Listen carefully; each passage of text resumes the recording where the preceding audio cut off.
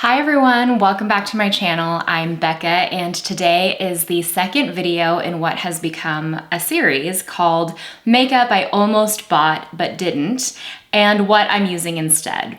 So these are products that really tempted me, things I maybe even added to cart but I didn't end up checking out on for a variety of reasons. Maybe it was price point, maybe I have something similar.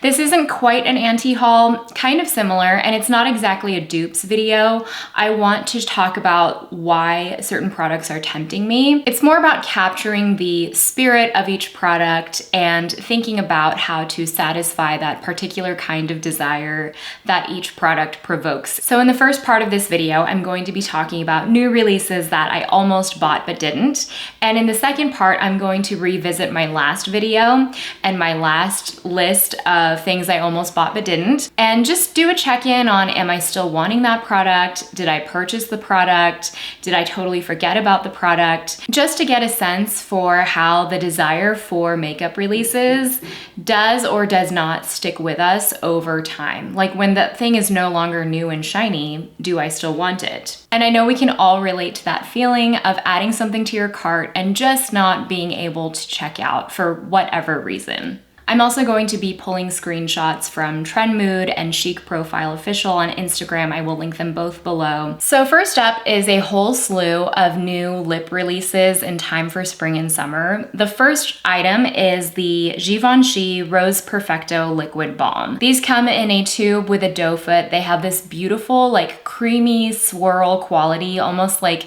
a strawberry vanilla ice cream swirl quality in the tube. And they are described as a creamy lip balm that provides 24-hour hydration, instant plumping, and a subtle tint of color for $37. And there are 6 shades, I believe, ranging from pinky nudes to richer berries, even a sort of cherry red. So Givenchy is one of the few luxury brands that I have not really tried. And I don't know particularly why. I mean, they definitely have that heritage brand kind of feel where I think they do market to an older demographic. I actually see this release as a kind of pivot towards a younger market with this kind of fun, swirly, youthful feeling product. I love a liquid lip balm so much. It's the kind of product that I can wear all the time, with or without makeup. I'm always curious when I hear about a new liquid lip balm because I just generally gravitate towards more moisturizing lip formulas. This was a release that happened either just before or during the Sephora sale, the most recent one, and I did have one sitting in my cart and I almost did check out. And I stopped myself from checking out because I think part of the appeal with this product is that creamy swirl, right? It's that tempting, yummy, it almost like reminds you of food or like a sweet treat, and that's part of what draws you to the product. If I think about this product without the swirl, I don't think I would be as tempted. It would definitely still spark curiosity, but I don't think I would feel, as excited or as drawn to it in this kind of visceral way where I'm like, ooh, that looks delicious and I want it on my lips.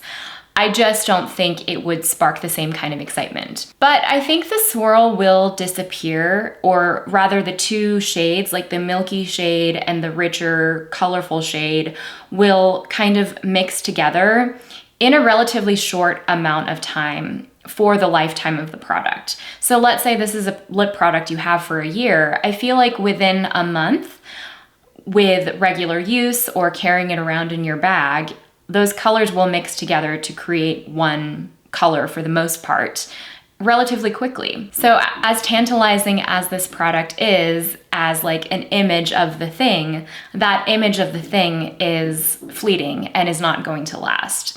I also am always a little bit careful with products that claim to be lip plumping or instant plumping, as this says, because I don't really like a lot of menthol in my lip products. They might feel nice for the short term, but I find that they actually dry my lips out in the long run. So that was a pass for me. Here's what I'm using instead. The first product I thought of is actually what I'm wearing on my lips today. And these are the Vesca Creamy Lush Glow Creamy Lip Oils. So these are called lip oils, but I find them much closer to liquid balms. The one I have on my lips is called Ginger Lily. It's like a beautiful, like creamy, light rose color. And then I have Lotus, which is more of a true rose. And then I have the shade Hibiscus. I have a couple of other shades that I just couldn't find in my collection. But these are similar to the Givenchy ones in that they're kind of a chubby tube. The Givenchy ones are a little bit shorter, but I think in terms of like the circumference of the tube, they're quite similar. They have that clear packaging. This one, I believe, has a chubbier doe foot applicator than the Givenchy one. Which I actually like. I find that it makes for really quick and comfortable application, and these are super moisturizing over time. They really do feel like a lip mask as you're wearing them. So I just swatched these 3 shades for you. I think they might be slightly more pigmented, like have more of a concentrated pigment in them than the Givenchy balms, which look a little bit sheerer, but they're very adjustable in coverage. These are pretty heavy swatches, and you could definitely sheer them out if you wanted to. So I feel like these really satisfy my craving for liquid lip balms, and it's almost like this is the formula that I would want the Givenchy to feel like on my lips, except these have a fruity scent and aren't plumping, and they're super moisturizing over time. The other option that I thought of are the Rowan liquid lip balms, and these are their original 3 shades that they released. I have Remy, which is like a beige pink. I have Charlie, which is sort of a mid-tone rose, and the shade Scout, which is like a berry.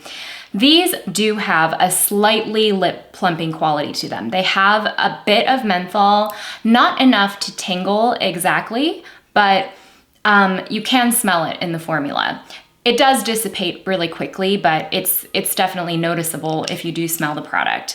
These are a little bit more of like a gel kind of formula than, even though they're called a liquid lip balm, they're a little bit more on the gel side than a more oily side. The packaging on these is also beautiful. It comes in this clear acrylic tube with a clear applicator.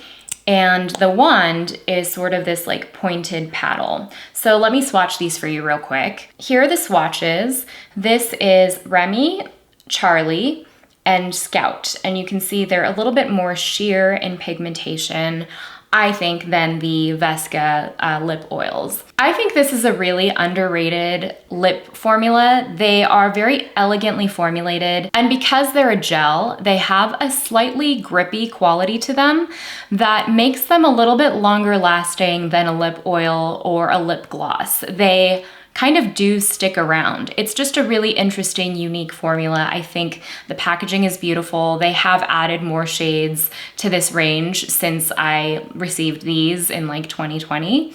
So definitely worth checking out if you're a liquid lip balm fan and you want that plumping quality. The next product is the new MAC Powder Kiss Velvet Blur Slim Stick. I'm not seeing a ton of information about this quite yet, but it is 12 shades of a lip balm that is coming soon to MAC. I'm not seeing a price point yet, but it's a very sexy little tube. It's a slim packaging. And to me, the vibe that I'm getting from this is a kind of matte tinted balm that has that blurring velvety quality.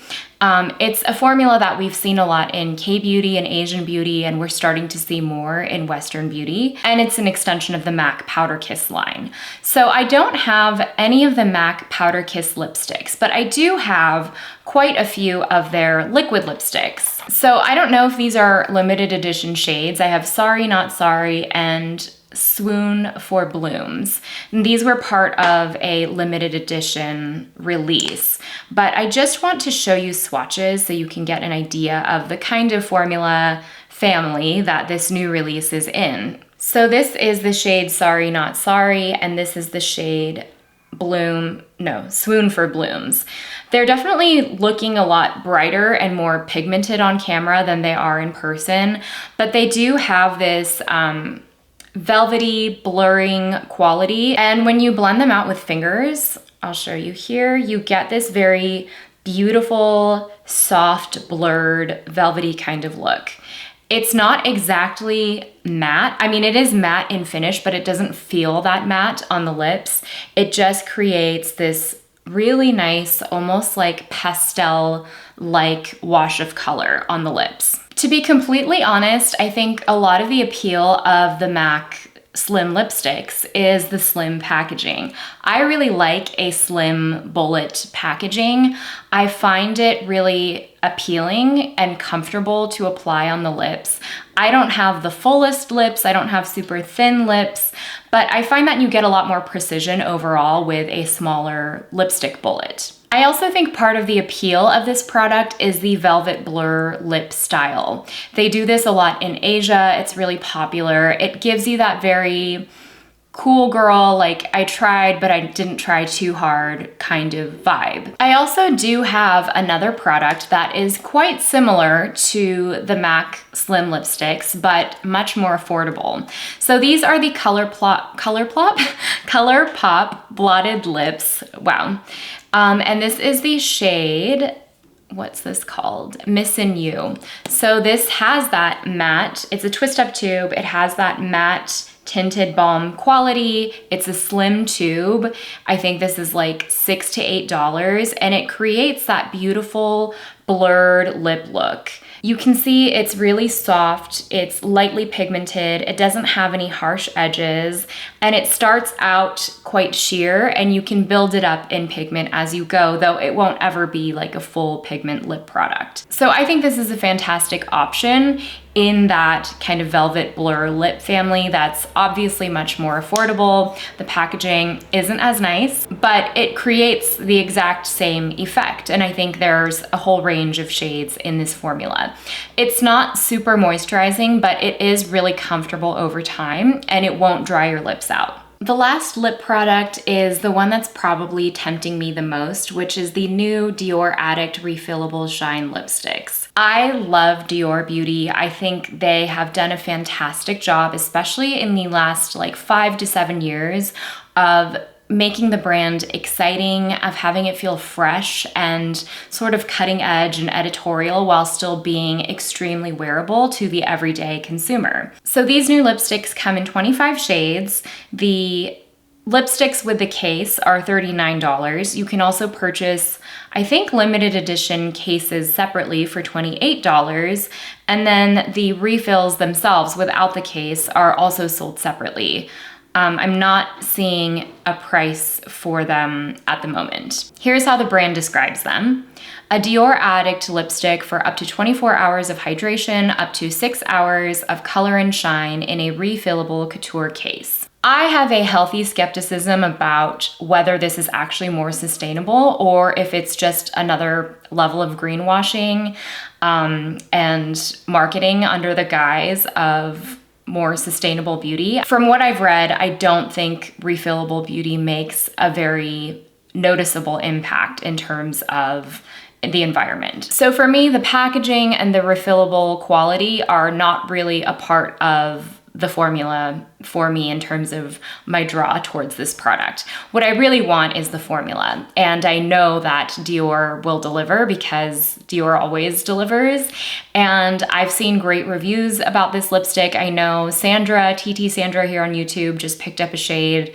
It looks beautiful, and because it's not limited edition, it's in the permanent line, it seems like something that I may eventually try out, just not right now, because I have a lot of Shine lipsticks. This is one of my favorite kinds of formulas to wear. It's probably my go-to type of formula to wear, that shiny, balmy, moisturizing, kind of sheer but buildable lipstick. I talk about it all the time. So I have a ton of options when it comes to what I'm using instead. The first one is actually a very underrated product in my opinion. These are the Estee Lauder Shine Pure Color Illuminating Shine lipsticks. These came out last spring or summer, I believe, and they're gorgeous. They come in this beautiful, slim, weighty gold tube with a magnetic cap, which I love. And this is the shade 903 Imaginary. So it's got that slim bullet, and it has a really creamy, melty, shiny quality. It's just easy to wear on the lips. So that is the shade Imaginary, a beautiful, warm, pinky nude. And I also have this formula in a bunch of different shades. I think it's just gorgeous and it's really moisturizing. I think one of the risks of a really melty lipstick is that it can be streaky or uneven on the lips, and this just gives you a really even, gorgeous application all over the lips, and it smooths over lip lines. The other obvious choice for me is the Gucci Shine lipsticks. This is the shade Goldie Red, which I wear pretty often. It's one of my go-to reds. This is a little bit sheerer on first application and it's buildable, but same thing, it's that beautiful slim tube. Of course it's Gucci, so it's super luxe. It's got that vintage quality to it. And there is a swatch of Goldie Red. I think by this point, every brand has released some version of this shiny, glossy lipstick. Other lipsticks that come to mind are the Chantecaille Lip Chic. If you're curious about drugstore options, the Revlon Super Lustrous Shine lipsticks are amazing. Nude Illuminator is my favorite shade in that. And also the L'Oreal, what are those called? The clear ones in the acrylic packaging. I'll link them below with everything else. So whether you're looking in the drugstore or high-end or luxury, there really is an option in this kind of formula for everyone. I'm just curious because I love Dior Beauty, what this lipstick formula will be like. And I think eventually I will try it out. It's just that now is not that time. Continuing with the Dior theme, Dior just released 5 new eyeshadow quint color stories. So there's one called Blue Velvet that has these beautiful like dusty blues, navy blues with a smoky plum kind of shade. There's one called Nude Dentelle, which is beautiful. It has these camely, warm brown tones. There's the shade Coral Paisley, which doesn't actually have coral in it. It's more of like a tangerine gold and like creamy white shade. There's Rosa Mutabilis, which is like these fresh, more coral than the last one, fresh pinks and corals and reds. And there's Red Tartan, which is like brick reds and browns. The ones that really appeal to me are the last two, the Rosa Mutabilis and the Red Tartan. I just think because my mind is on spring and summer, I want those like fresh, punchy, warm, bright colors. And I have and love the Dior Quint formula. I think they're beautiful. They're superbly formulated. They're really smooth. They're buttery. They're sophisticated. And I just know that they will deliver in terms of performance. I love these so much that I pulled out the Dior Quints that I already have to use them. And these are some of the most used palettes in my collection. The first one is Mitza, which I think is closest to that last color story, Red Tartan. So this has a champagne, a kind of warm copper, a bricky red, a plum, and this gorgeous like taupey shimmer. I also have the Jungle Quint, which also has this like rose gold, champagne, a deep brown, this beautiful olive metallic, and a deep green. So I'm wearing a combination of these on my eyes today. I took the copper shade from the Jungle Quint and the taupe shade in Mitza, as well as this twinkly champagne shade up here. And I'm just wearing a combination of all of these shades on my eyes. Obviously, Mitza is much closer in color story than Jungle is to the other two, but even still, the top 3 shades of Jungle are actually all neutrals, which is what makes this a very wearable palette despite it being a green color story. I also have so many rosy brick red toned eyeshadows in my collection. This is not an exact dupe, but I just got the Perfecto Major Dimension 2 palette. I did a video about it, and this color story is really satisfying my desire for rosier tones. I also pulled out my Natasha Denona Safari palette, which I know is not an obvious correlation to the two color stories that I had picked out in terms of the Quints, but I think there are actually a lot of similar colors here. This is an all matte palette. It's not going to create exactly the same kind of eye look that the Dior Quints are, but I think this can create a nice backbone for those kinds of looks. And then I can go in and add texture if I want with topper shades or other eyeshadow palettes like the Perfecto palette. Even though the blue palette, the blue velvet palette, isn't something that I would buy right now, I do have a blue palette from them as well. So this is the Denim Quint. This is in their permanent line, and blues can be really difficult to formulate, and these are all so smooth. You get a range of like aqua, bright blue, more teal, turquoise kinds of shades, and it's a gorgeous palette. So I know that even the more colorful shades are formulated well. In a way, using my Dior Quints has actually made me a little bit even more curious about these Quints. Part of what excites me is that these palettes are so aesthetically pleasing. There's something really satisfying about the smoothness of the pan, the color stories themselves, the way they are assembled. They're cohesive, but still exciting. And even though we've seen warm mattes a billion times before, there's still something about this formula and this layout that makes me want to use these. And I think Quints are the perfect number of eyeshadows, for me anyway, because I'm usually able to create at least 2 or 3 different kinds of looks with variety for daytime into evening, something more dramatic, a one and done shadow. It's just right. It's like the Goldilocks number for me of eyeshadows in a palette that I like these days. The last item is a cream cheek product that I didn't quite almost buy because it's a European release, but if it had been released here in the States, I maybe would have almost bought. So I'm talking about the YSL new NU Lip and Cheek Tint. This is called a creamy tinted balm for lip and cheek with 90% skincare, lightweight, melts onto the skin and blends seamlessly for a natural flush of color. It's got hyaluronic acid, orange blossom, shea butter, and there are 3 shades in Pinch, which is a peach, Flush, which is a red, and Chills, which is a plum. Now, I am curious about this insofar as I have a general curiosity about cream cheek products. I think we are in a moment of a lot of cream cheek product options, which is very different from where we were like 3, 4, 5 years ago. I also like YSL. I like luxury beauty. So when a luxury beauty brand comes out with a creamy cheek tint, I'm curious about it.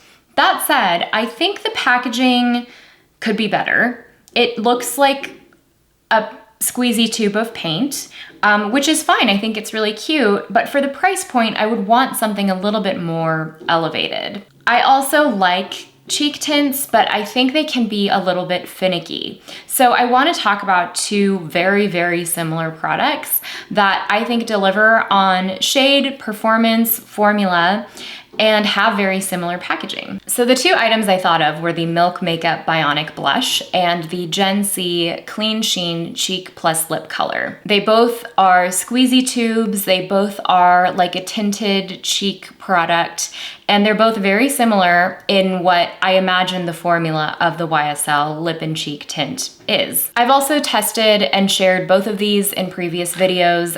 You can check them out, I'll link them below. The Milk Makeup Bionic Blush is really easy to work with. Even this shade, which is called Beyond, it's like a deep plum shade, and it comes out like a paint. It looks really deep as it's coming out of the tube, but then it shears out into this really beautiful, glossy, sheeny kind of shade. So it looks like that once it's blended out, and it becomes this really beautiful, wearable kind of berry cheek flush. And it's balmy, but if you apply it with a brush or a sponge, it does actually shear out, and it shears out quite a bit. I mean, especially compared to what it looked like straight out of the tube, it actually looks like a really juicy cheek stain kind of look. Then I've got the Gen C Clean Sheen, which also comes in a squeezy tube. It looks like paint, very, very similar concept. This one has a little bit more of like an emollient feel, slightly more emollient, but very, very similar. I'm swatching the shade Apple, which is kind of like a juicy red. So both the plum and the red shades are in that YSL formula. And this is what Apple looks like. So it creates that, again, glossy, juicy, stain sort of finish. And these would both work on cheeks and lips as well. For me, the liquid blush formula that comes in these paint tubes is not the easiest formula, in that you have to like use it on a palette or use it on your hand and then apply it to your cheeks. You can't really just take this squeezy tube and then squeeze it onto your cheek and then blend it out, because you would probably get too much product. There's just that extra step in terms of application that makes it a little bit slower, and for that reason I don't reach for them as much. Or if I'm going to reach for them, I need to like make a mental note. Whereas something like this, because it's already in the pot, I can just dip my brush in and then apply it straight to the cheeks. So, you know, I think it's more of a preference thing. That said, I think these are great formulas, and I do use them both, and they're both I don't have an exact price point, but they're probably about half the price of what I imagine the YSL cheek tint will be. So even though I'm excited about the YSL cheek product, I would love to see it in action. I would love to see a review of it.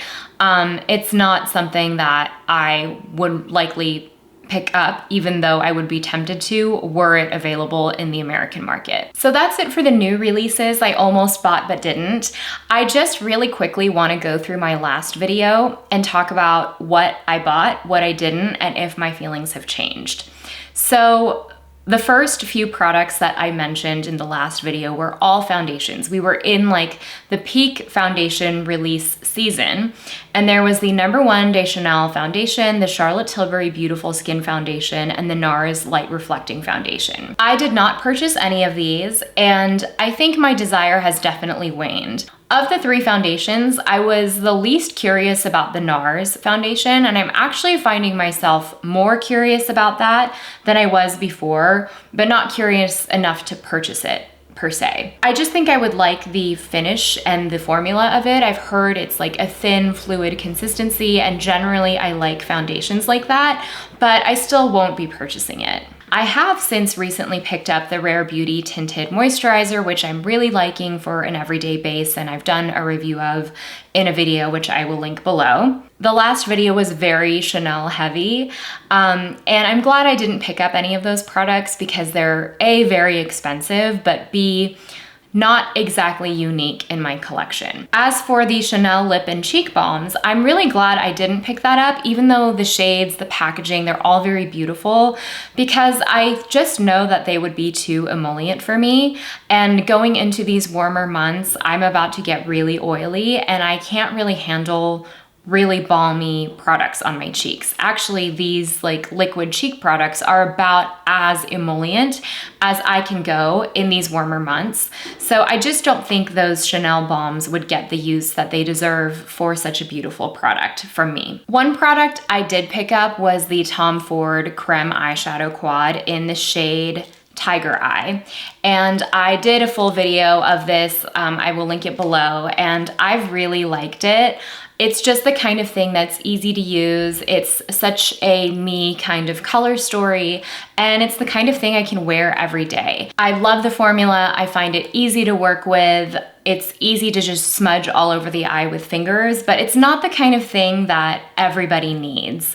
I actually think the other color story in this, Smoky Quartz, is something that might even be a little bit more unique than this because it is all mattes. I've swatched it in stores and it swatches beautifully. It's kind of one of those shades that you swatch it and it just keeps going because it's so pigmented and buttery and smooth. I have my eye on that quad, but for now I'm very happy with this purchase and I don't think I'm going to be picking up another quad. As for the Tom Ford Shade and Illuminate blush duos, I did not pick them up. I had one in my shopping cart during the Sephora sale, but it's just so expensive. They're like, what, $90 or something for a dual pan blush. And even though they feel incredible, they swatch beautifully, they feel really creamy in store, it's just something that remains like a distant desire for me, for now anyways. And the last makeup product I totally forgot about until now, honestly. It's the Makeup by Mario Moisture Glow Plumping Lip Serum. I just showed you a bunch of shiny lipsticks and lip glosses and melty, creamy, glossy things that all are very similar to this formula, and I think it's honestly faded from my memory as a thing that I wanted and desired and like thought about. Which I think goes to show that a lot of our desires are about the novelty of the product or the excitement of something new rather than the product itself. Even though I've heard these are beautiful, I've seen swatches, they look great on the people that I've seen wearing them, I was more drawn to the idea of a new kind of product in a kind of formula that I already know I love rather than the product, this specific product itself. So that's it for me today. I would love to hear what has piqued your interest, what things you almost bought but didn't. I know we all do that virtual window shopping thing where we add things to cart and don't check out, or we forget about them and realize later that maybe we're kind of glad we didn't get that thing. I'm always curious what other people are shopping for. If you enjoyed this video, I would love for you to like and subscribe and hang out with me again, and I'll see you next time. Bye.